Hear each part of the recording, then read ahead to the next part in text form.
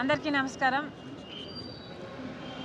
ఈరోజు కాంగ్రెస్ పార్టీ బలోపేతానికై నెల్లూరు జిల్లాలో కాంగ్రెస్ పార్టీ విస్తృత స్థాయి సమావేశం ఏర్పాటు చేయడం జరిగింది। దీంట్లో నెల్లూరు జిల్లాకు సంబంధించిన కాంగ్రెస్ పార్టీ నాయకులు, సీనియర్లు, కార్యకర్తలు అందరూ కూడా కాంగ్రెస్ పార్టీని ఎలా బలోపేతం చేయాలి, ముందు కాంగ్రెస్ పార్టీ కార్యాచరణ ఎలా ఉండాలి అన్న విషయాలపై చర్చించడానికి ఇక్కడికి కాంగ్రెస్ పార్టీ అధ్యక్షురాలిగా నేను రావడం జరిగింది। ఇది కాంగ్రెస్ పార్టీ ప్రతి కార్యకర్తకు కూడా వాళ్ళ సూచనలు, వాళ్ళ అభిప్రాయాలు లేదా వాళ్ళకున్న ఇబ్బందులు చెప్పుకోవడానికి ఒక అవకాశం, స్వయంగా పార్టీ అధ్యక్షురాలిగా నేనే వాళ్ళను వినడానికి, వాళ్ళకు కావాల్సిన భరోసా కల్పించడానికి ఇక్కడికి రావడం జరిగింది। రానున్న రోజుల్లో కాంగ్రెస్ పార్టీ బలపడటం చాలా అవసరం। ఎందుకంటే ఈరోజు ఆంధ్ర రాష్ట్ర రాజకీయాలలో ఉన్న మిగతా అన్ని పార్టీలు కూడా బీజేపీతో సత్సంబంధాలు పెట్టుకున్న పార్టీలే।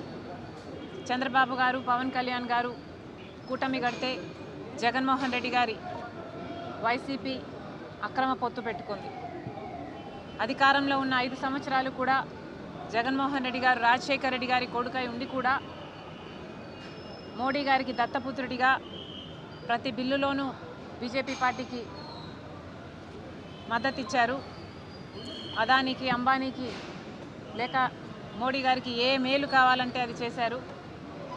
మెడలు వంచి ప్రత్యేక హోదా తెస్తానన్న జగన్మోహన్ రెడ్డి గారు తమ మెడలను మోడీ కింద పెట్టడం జరిగింది। ఇక ఇప్పుడు కూటమి సర్కారు అధికారంలో ఉంది। చంద్రబాబు గారు ఇంతకుముందు కూడా బీజేపీతో పొత్తు పెట్టుకున్నారు, కానీ రాత్రి పడ్డ గోయిలోనే మళ్ళీ ఇప్పుడు పగలు పడ్డానికి సిద్ధపడ్డారు చంద్రబాబు గారు। మన రాష్ట్రానికి ఏ ఒక్క మేలు చేయని బీజేపీ పార్టీకి మద్దతిస్తూ ఈరోజు బీజేపీ పార్టీ అధికారంలో ఉంది అంటే ఒక స్తంభంలా నిలబడిన వాడు చంద్రబాబు గారు। కానీ బీజేపీ గత 15 సంవత్సరాలుగా మనకు మోసం చేస్తూనే వచ్చింది। ప్రత్యేక హోదా విషయం అయితేనేమి, లేక ఏ విభజన హామీ అయినా కూడా ఇంతవరకు ఒక్కటి కూడా నెరవేరలేదు అంటే దానికి కారణం బీజేపీ పార్టీ ఆంధ్ర రాష్ట్ర ప్రజలకు పొడుస్తున్న వెన్నుపోటు। ఏ ఒక్క మేలు చేయలేదు। ఇప్పుడు పోలవరం ప్రాజెక్టు కోసం నిధులు ఇస్తున్నామంటున్నారు, కానీ పోలవరం ప్రాజెక్టు హైట్ మాత్రం 41 మీటర్లకే వాటర్ స్టోరేజ్ కుదించి వాళ్ళు ఫండ్స్ ఇస్తామంటున్నారు।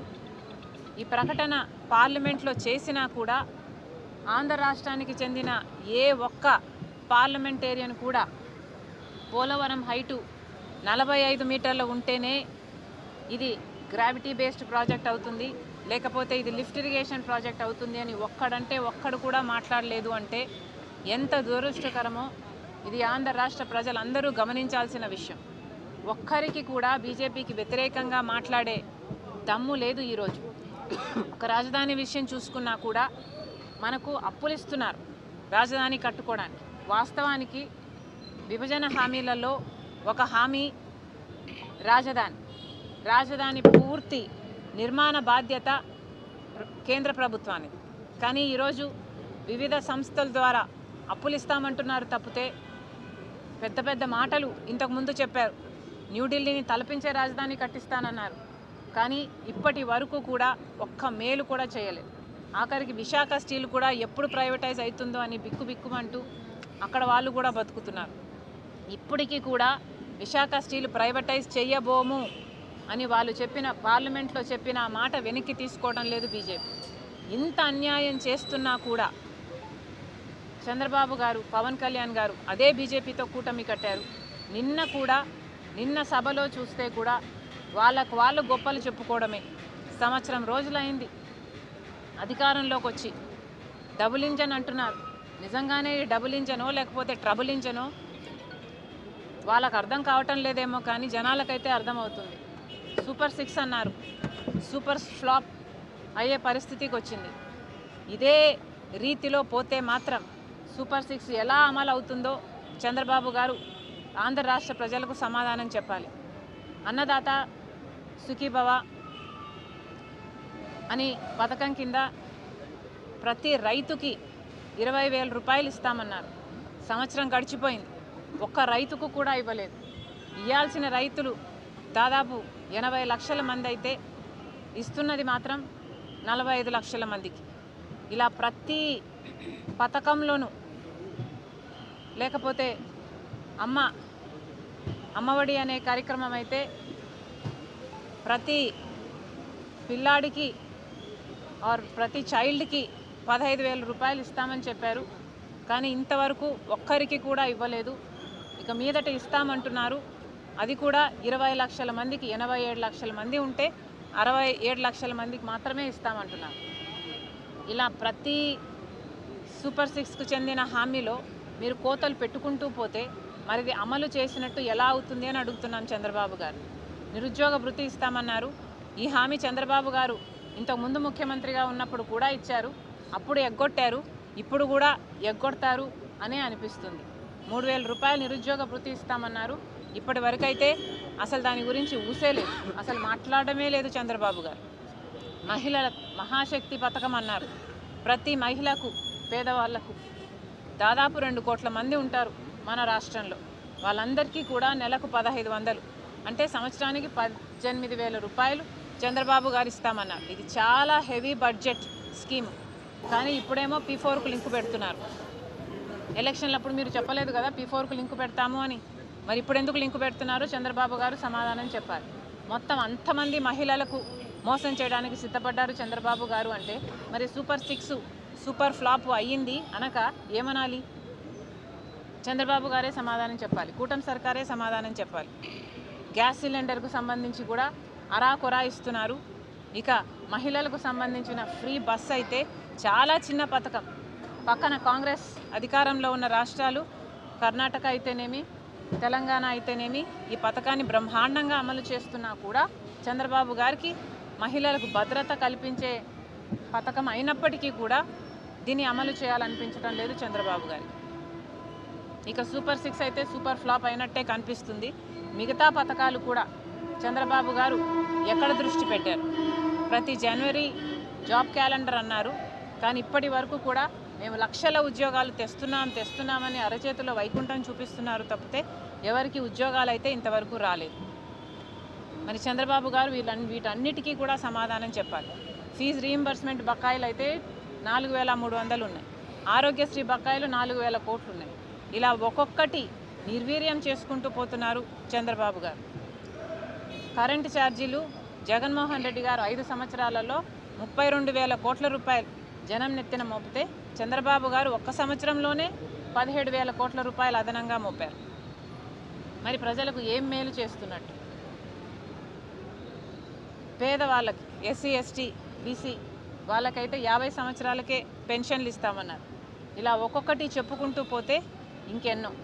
చంద్రబాబు గారు చెప్పారు సూపర్ 6 గురించి ఎవరైనా మాట్లాడితే వాళ్ళ నాలుక మందమైనట్టు అని. మేము ప్రశ్నిస్తున్నాం, నిజంగానే చంద్రబాబు గారు తమ గుండెల మీద చేసుకొని చెప్పాలి. మిమ్మల్ని ప్రశ్నిస్తున్న మా నాలుక మందమా, లేక ఇంతమంది ప్రజలకు మోసం చేసిన మీ నాలుక మందమా? ఆలోచన చేసుకోండి. మళ్ళీ కాంగ్రెస్ పార్టీ చంద్రబాబు గారిని డిమాండ్ చేస్తున్నాం, మీ పథకాలు ఇప్పటికీ అమలు కాలేదు.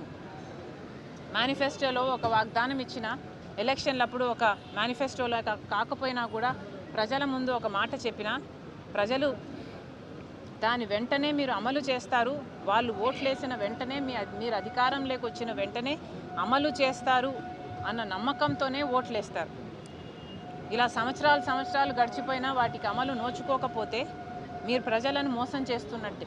మీకు అధికారం ఇచ్చి మీకు ఓట్లేసిన ప్రజలనే మీరే మోసం చేస్తున్నట్టు.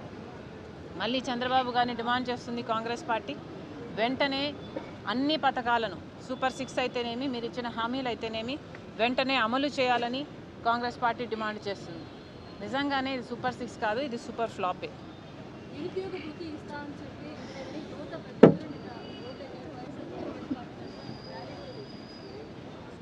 మంచిదే కదా. మేడం, మొన్న జగన్మోహన్ రెడ్డి గారి పర్యటనలు వరుసగా జరిగాయి. జగన్మోహన్ రెడ్డి గారి పర్యటనలు జరిగాయి. ఈ మధ్య మొన్న జరిగినటువంటి పర్యటనలో ఒక కార్యకర్త చనిపోయారు. అయితే ఆ వీడియో అంతా ఫేక్, కావాలని రాజకీయం చేస్తుందని చెప్పి వైసీపీ అంటుంది. ఏం చెప్తారు? నిన్న కూడా చెప్పాము, ఇది చాలా దురదృష్టకరము. ఒకటి, జగన్మోహన్ రెడ్డి గారు ఆ సైడ్ బోర్డు మీద నిలబడి అభివాదం చేయడమే తప్పు. సైడ్ బోర్డు మీద నిలబడి జగన్మోహన్ రెడ్డి గారు షేక్ హ్యాండ్లు ఇస్తున్నారు. ఆ షేక్ హ్యాండ్ కోసమని ప్రజలు ఆయన మీద పడుతున్నారు. సెక్యూరిటీ కంట్రోల్ చేయడానికి కూడా కష్టమవుతుంది. జగన్మోహన్ రెడ్డి గారు షేక్ హ్యాండ్ ఇయ్యబోయిన సమయంలోనే, ఈ తోపులాట్లోనే, జనం ఆయన దగ్గరికి వచ్చే ప్రయత్నంలోనే ఈ ఘటన జరిగింది. చాలా స్పష్టంగా ఆ మనిషి కారు కింద పడ్డాడు అన్న విషయం చాలా స్పష్టంగా కనిపిస్తున్నా కూడా దీన్ని ఒప్పుకోకుండా, వాళ్ళకు భరోసా కల్పించకుండా ఇది ఫేక్ అనడం చాలా దురదృష్టకరం. మళ్ళీ చెప్తున్నాం, జగన్మోహన్ రెడ్డి గారు ఏ యాత్రలు చేసినా ఈ మధ్య బల ప్రదర్శన కోసమే చేస్తున్నారు. జగన్మోహన్ రెడ్డి గారు 5 సంవత్సరాలు జగన్మోహన్ రెడ్డి గారు ముఖ్యమంత్రిగా ఉన్నారు. ఏ ఒక్కరోజు ప్రజల దగ్గరికి రాలేదు. పూర్తి మద్యపాన నిషేధం అన్నారు. ఆ మద్యంలోనే పెద్ద కుంభకోణం చేశారు. 1 కాదు 2 కాదు, ప్రతి విషయంలోనూ ప్రజలకు మోసం చేశారు. ఇప్పుడు ఓడిపోయిన తర్వాత ఇప్పుడు ప్రజల మధ్యలోకి వస్తున్నారు. అంటే ఏమిటర్థం? వాళ్ళ ఉనికి కాపాడుకోవడం కోసం జనాల మధ్య మేము లేకపోతే ప్రజలు మమ్మల్ని మర్చిపోతారు అని జన సమీకరణ చేసి మరి బల ప్రదర్శన చేసుకునే కార్యక్రమంలో ఉన్నారు జగన్మోహన్ రెడ్డి గారు. ఏ యాత్ర తీసుకున్నా కూడా, ఆఖరికి బెట్టింగ్ చేసిన వాడి విగ్రహానికి కూడా జగన్మోహన్ రెడ్డి గారు ఒక నాయకుడిగా వెళ్ళారు అంటే అది కూడా పర్మిషన్ 100 మందికి ఇస్తే ఈయన 1000 మందిని వేసుకొని వెళ్ళారు. మరి ఎందుకు అనుమతించారు? మాకైతే ఏమీ అర్థం కావటం లేదు. ఏం జరుగుతుందో ఈ రాష్ట్రంలో. 2 పార్టీలు కలిపి ప్రజలను నలిపేస్తున్నారు.